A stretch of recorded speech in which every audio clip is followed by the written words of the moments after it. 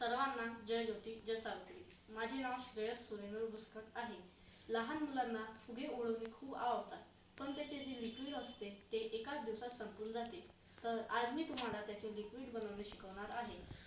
सर्वात पहिले आपण सामग्री पाहून घेऊ. डिशवॉशिंग लिक्विड, ग्लिसरीन, पिठी साखर आणि पाणी.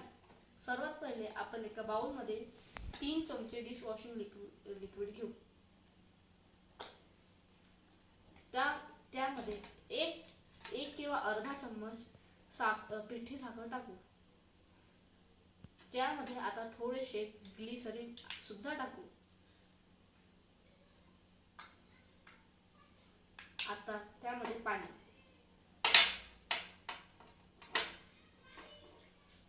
आता या मिक्सचरला बरोबर मिक्स करू.